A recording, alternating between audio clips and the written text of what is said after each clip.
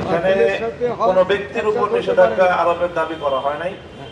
আমরা সাদপন্থীদের যে সামষ্টিক যে সাংগঠনিক যে কার্যকলাপ, তারা সম্মিলিত যে কার্যকলাপ পরিচালনা করছে, যাদের আয়োজনে হামলা হত্যাকাণ্ড সংঘটিত হয়েছে, সেটাকে নিষিদ্ধ করার দাবি জানাচ্ছি।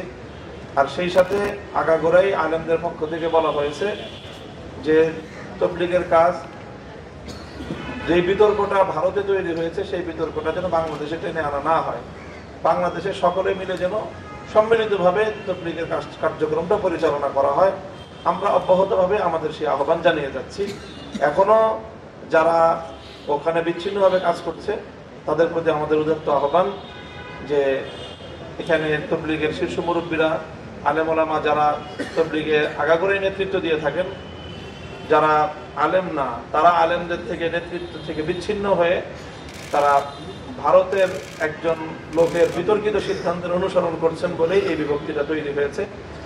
কাজেই ভারতের বিষয়টা ভারতে রেখে বাংলাদেশের সকলে যদি মিলেমিশে কাজ করে, তাহলেই কিন্তু সমস্যার সমাধান হয়ে যায়। বিষয়টা হলো যে এটাই তো ছিল পরিবেশ 17ই ডিসেম্বরের আগ পর্যন্ত, এবং রাষ্ট্রীয়ভাবে সরকারি উদ্যোগেও এটা একটা সিদ্ধান্ত ছিল যে মীমাংসা হবে। কিন্তু এর মধ্য দিয়েই সরকারি সকল আয়োজন, সকল আলোচনা দুয়ার রুদ্ধ করে দিয়ে রাতের অন্ধকারে হামলা চালিয়ে আমাদের 3 জন ভাইকে হত্যা করা হলো। এখন সেই রক্তের উপর দিয়ে আমরা কিভাবে তাদের সাথে আলোচনায় যেতে পারি? এই জন্য আমরা বলছি বারবারই যে আলোচনার জন্যই তো আমরা এই উদ্যোগ নিয়েছিলাম, এবং আমরা এখনো আলোচনা চাই। কিন্তু কথা হলো যে হত্যাকাণ্ডের বিচার তো করতে হবে। হত্যাকাণ্ডের বিচার না করলে বারবার একই ঘটনা ঘটছে।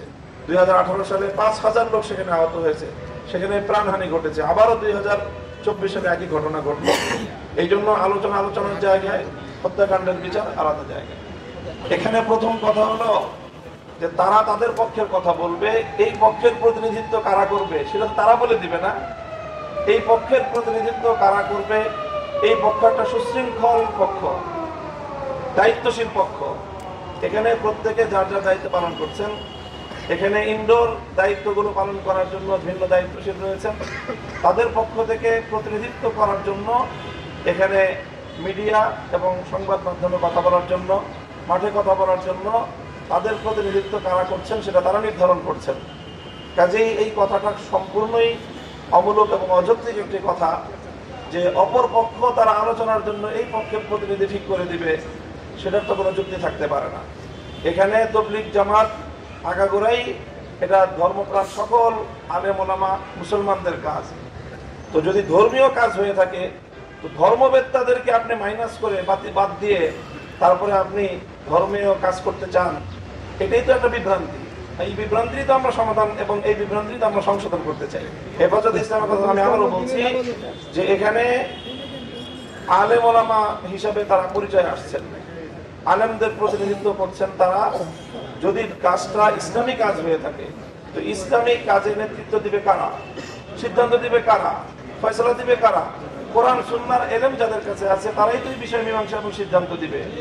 আমাদের এই পক্ষের তবলিগের যারা মুরব্বী আছেন তারাও সকলে আলেম, এবং সেই আলেমরাই নির্ধারণ করছেন যে কোন কাজটুকুর প্রতিনিধিত্ব কারা করবে। আর অপর পক্ষে যারা আছে, বাংলাদেশের উল্লেখযোগ্য কোনো আলেমই তাদের সেখানে নেতৃত্বের দায়িত্বে নাই। এই জায়গাটা থেকেই তো তারা বিভ্রান্তির পথে গিয়েছে। না, আমরাও সরাসরি তাদের সাথে কথাবার্তা বলেছি এবং আলেমদের পক্ষ থেকে মধ্যস্থতা করার জন্য উদ্যোগ নিয়ে তাদের সাথে আলোচনা করা হয়েছে, এবং প্রশাসন এবং সরকার যেহেতু সর্বোচ্চ জায়গা থেকে এই বিষয়টাকে গুরুত্ব দিয়ে মীমাংসার উদ্যোগ নিয়েছে, আমরা সরকারেরও সকল উদ্যোগকে স্বাগত জানিয়েছি।